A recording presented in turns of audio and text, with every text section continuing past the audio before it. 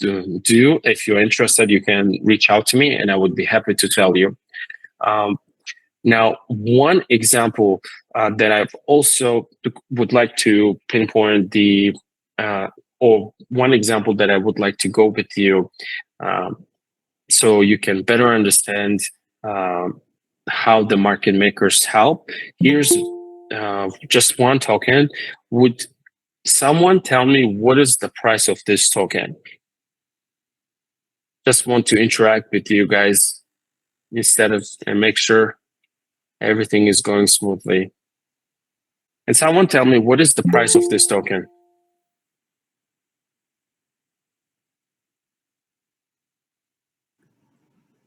$1.4. 1.4. Yes, exactly. The price of this token is being traded at 1.4. Now, the next question is, if someone comes and says, I have a lot of, like, let's say, this is a very exaggerated example, but just to get the point across, when someone comes and then says, I have about 700K, I would like to purchase this token, and then it places a market order, what will happen with the price?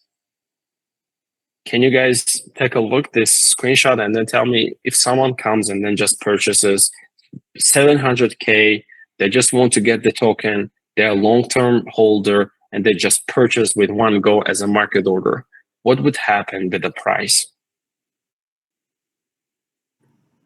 It'll go to like 1.8 because it'll eat up those. It was 700,000, right? Yes. So basically, as you can see, I've selected all of the orders. So from 1.4, from the price that we are seeing right now, if someone just purchased, the price would be all the way to $2.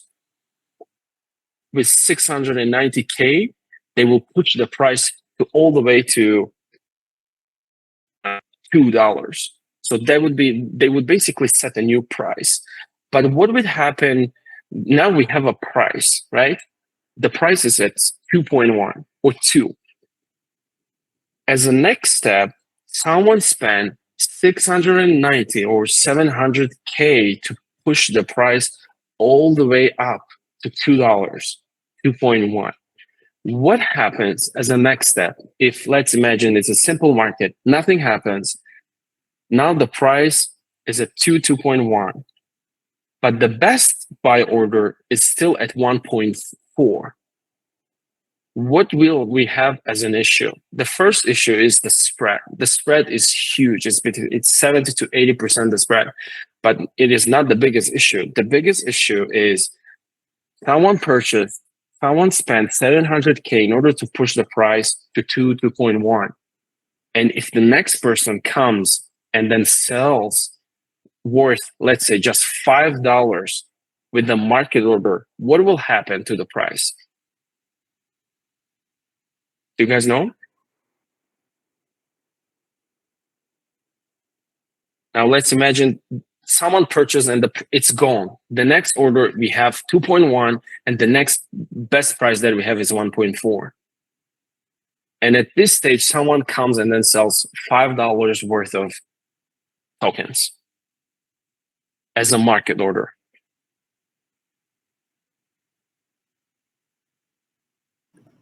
So back to 1.4? Exactly. So this is how crucial the market makers are.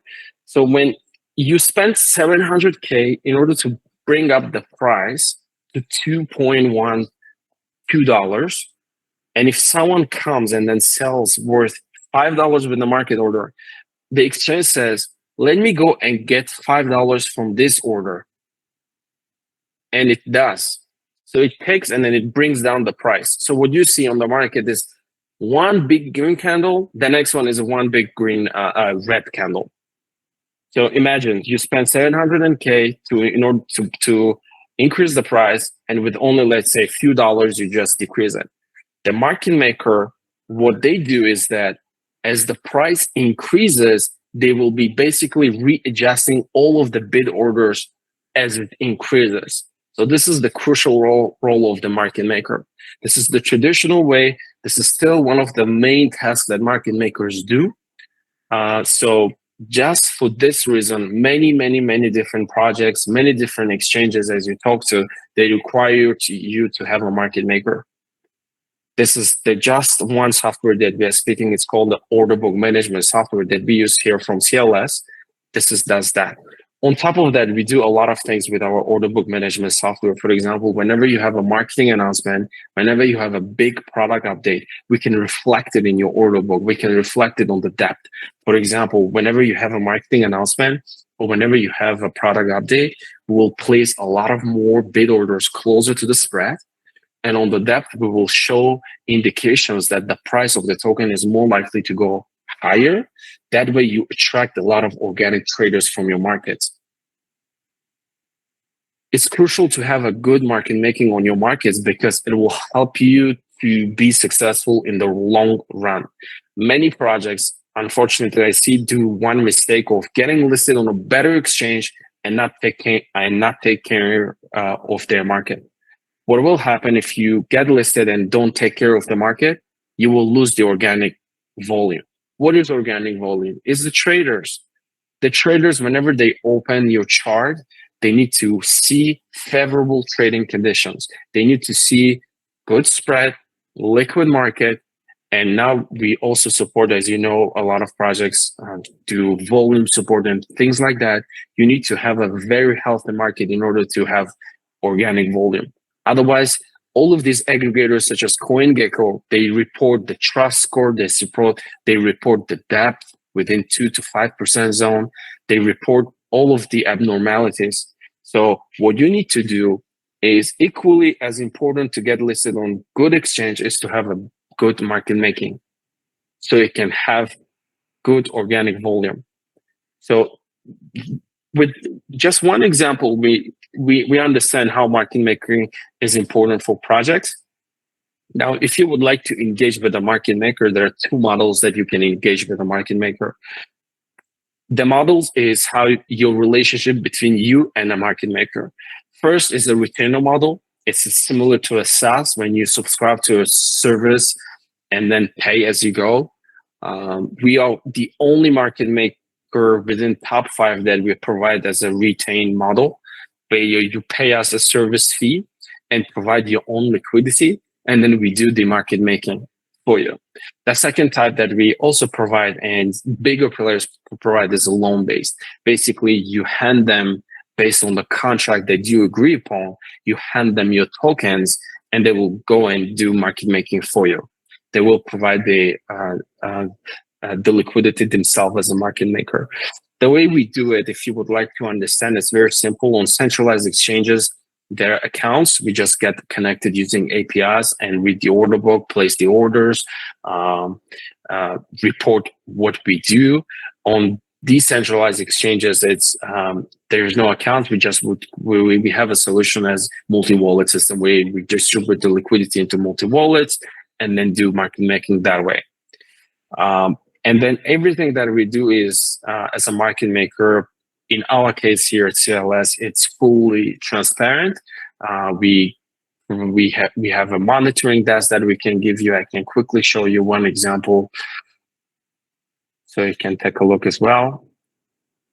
Here's example of monitoring desk. It's just on Grafana, we fetch the data and we report it. We stored historical data as well. On the top left corner, you can basically switch between your markets. You can switch between the timeline. If you would like to see historical data, what happened, then we will show you the price and we will also report you on a spread. And like, if you remember the case that we discussed, how you spent $700K in order to bring the price to $2, $2.1, and it's with only a few dollars, you can decrease it. This is the case of a spread when you have a big spread. So we also report the spread that we are keeping for you. We report on the total volume, external volume that you have, then the balances of the liquidity. Then we will report on the order book itself. The highlighted color is all of the external orders. The white colored lines are our orders.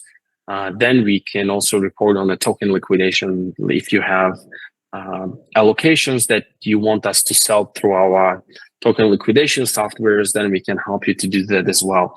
And then we report on the price points that we are selling. That's example of a monitoring desk. Any questions so far?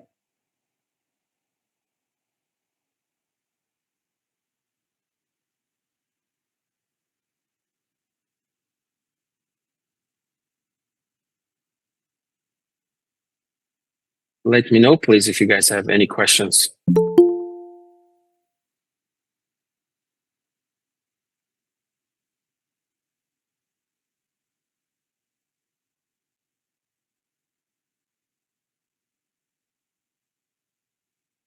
No question? Sounds good. If you have any questions, please feel free to ask me. I can dig deeper and then tell you more about how everything else done. Otherwise, I leave my Telegram as well. I can share more details as well. Also, you can ask the Web3 team to introduce, and I would be happy to assist you there as well.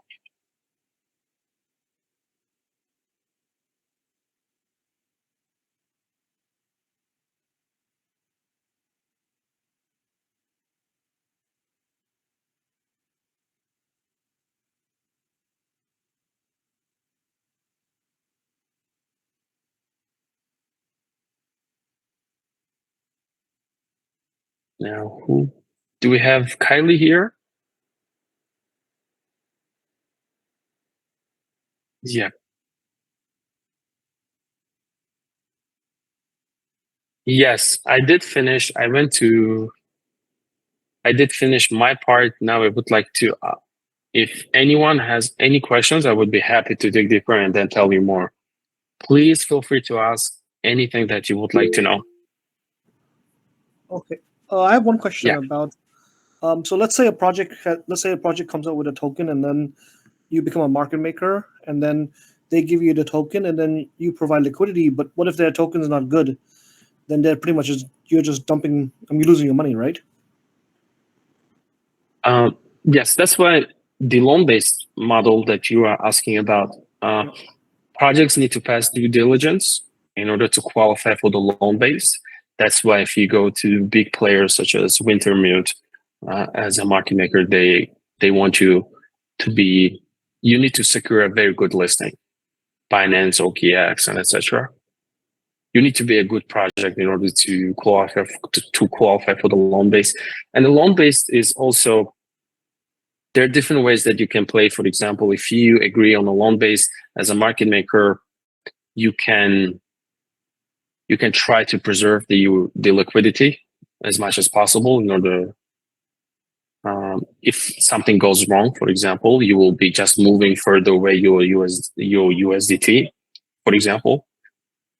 But just to answer your questions, most of the projects just don't get into the loan because they just don't qualify at the first stage. Okay. Yes.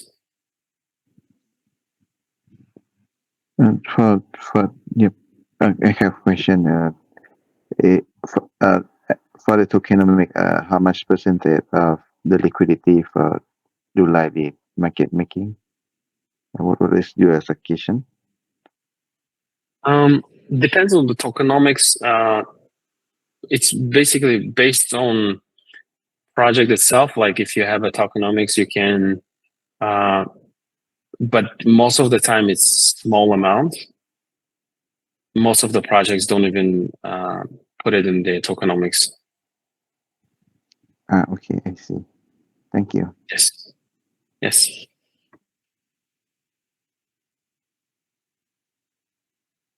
Any other questions?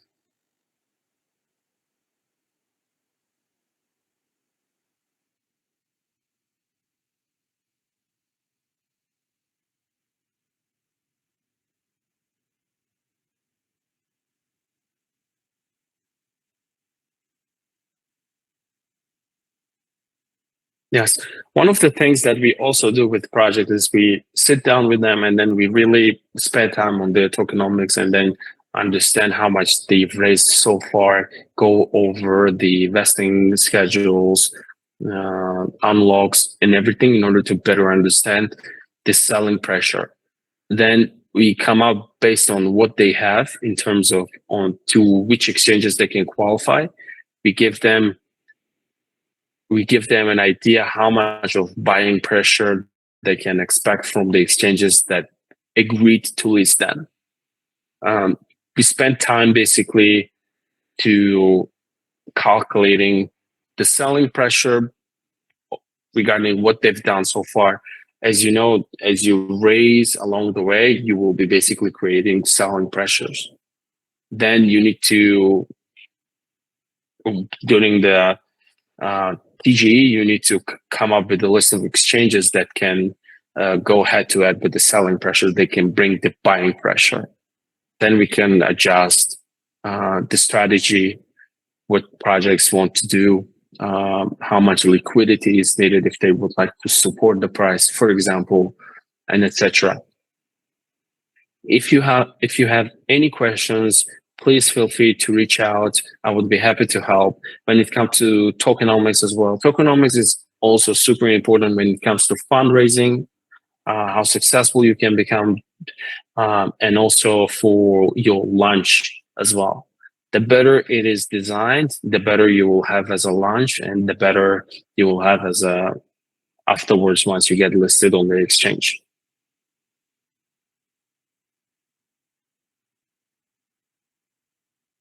Thank you guys for your time.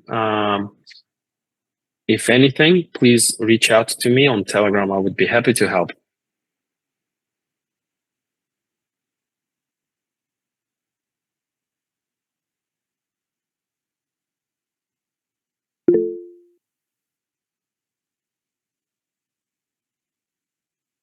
Yes, thank you. Thank you, guys. Okay. Highly thank you. Yes, thank you. Thank you, guys. Yes, yes, yes. Thank you, guys. Thank you. Bye-bye.